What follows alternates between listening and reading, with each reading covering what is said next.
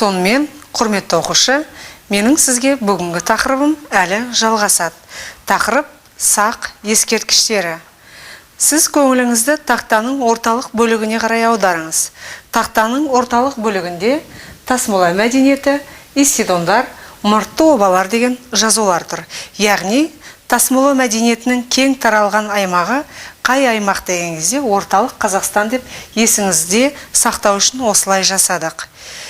Бірақ ерте темір дәуірінде Сарыарқаның солтүстік батысын сақтардың аргипей тайпалары.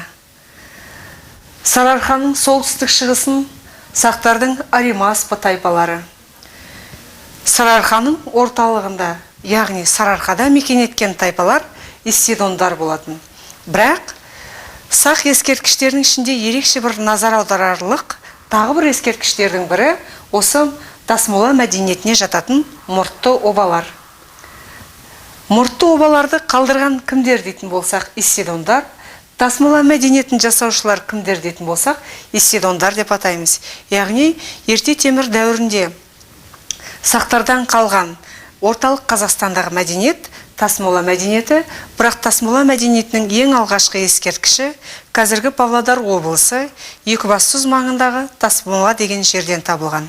Бірақ кейінірек Қазақстанның орталығынан сол мәдениетке ұқсас ескерткіштердің өте көп табылуына байланысты исидон сақтардан қалған мәдениетті бізде тасмола мәдениеті дедік.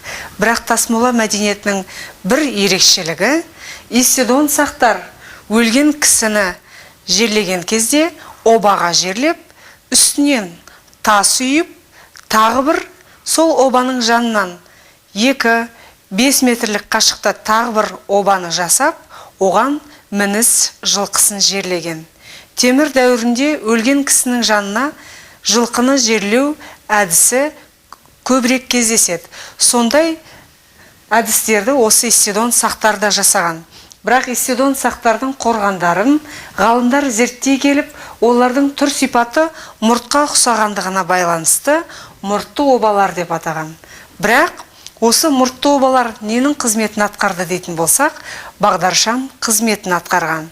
Себебі осы мұртты обаларға қарап, сақтар, исидондар сол ерте заманда ауа райының өзгерісін, мезгілдің ауысуын, сол мұртты обаларға белгілі бір күндерде көлеңкенің түсуіне қарап, уақытты, ауа райының құбылуын анықтап отырған.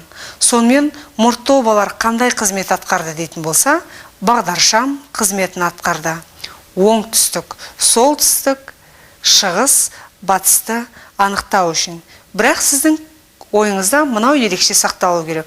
Мұртты обаларда, мұртты обаның біріншісінде қайтыс болған кісіні жерлейтін, екіншісінде мініс атын жерлейтін. Бірақ осы тасмола мәдениетінің бір ерекшелігі, бұл мәдениетте мүлдем қыштан жасалған заттар қабірге қойылмайды. Сонысымен ерекшеленеді.